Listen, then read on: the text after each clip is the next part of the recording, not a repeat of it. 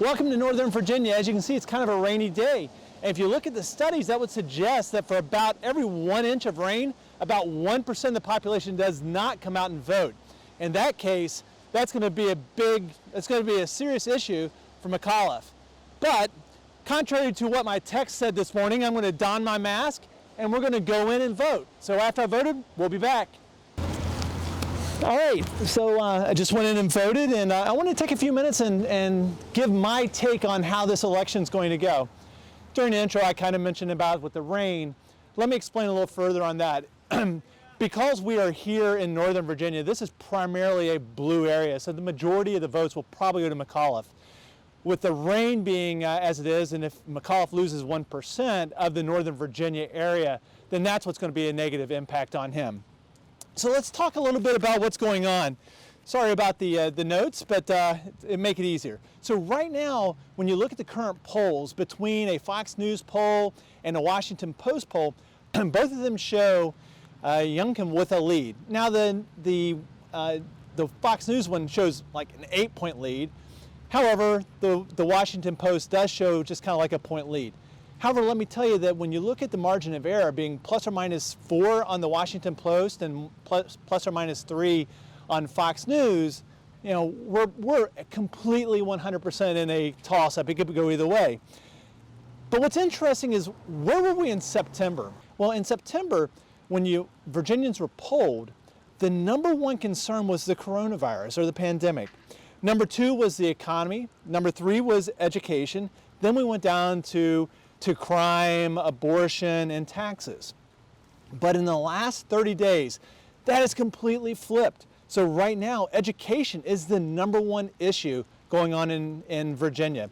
Number 2 is the economy, and the pandemic has gone down to number 3, with the other 3 about the same, or in the same 4th, 5th, and 6th place.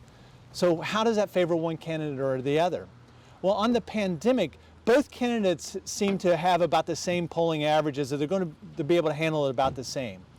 However, McAuliffe had about a 30% or a 33-point lead over Youngkin in September when it came to education. But because of a disinformation campaign and a misinformation campaign, especially regarding CRT, critical race theory, Youngkin has now moved ahead of McAuliffe when it comes to education. And that's probably going to be the primary driver for this election. When it comes to the economy, majority of Virginians believe that Youngkin will do better than McAuliffe will on the economy.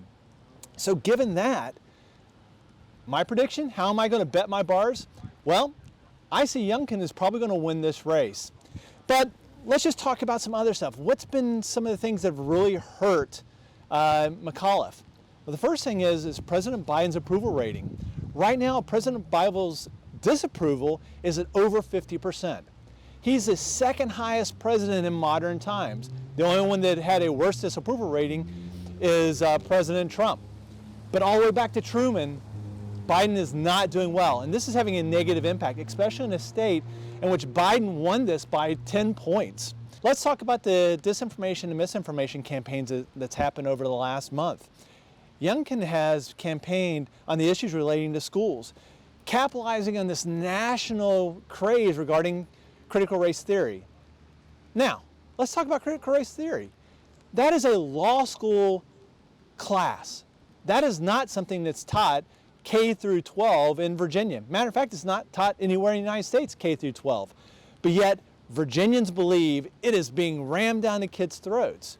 McAuliffe, he's done a horrible job on where he stands on this, even making kind of a flub comment about that, you know, parents should not be in charge of their kids' educations. That's not resonating well here in Virginia. So let's kind of close this out. What do we look like here in Virginia? Are we a red state? Are we a blue state? Are we purple? Well, when you talk to Virginians and you say, okay, are you a conservative or a far right, which is only about 2%, about 1/3 of Virginians say that they are conservative or far right. When you talk about, are you a liberal or progressive? Well, that's about another 1/3. The last 1/3 considers themselves centrist. So in Virginia, we're really not blue, we're really not red, we are moving more towards that purple. So once again, bet my bars, here we go. So for Attorney General, I see Mark Herring beating Republican Myers by about 5. I see Youngkin beating McAuliffe by about 1. And I see that when you're looking at the Lieutenant Governor, Ayala or Sears, that's a toss-up, but I'm going to give it to the Democrat.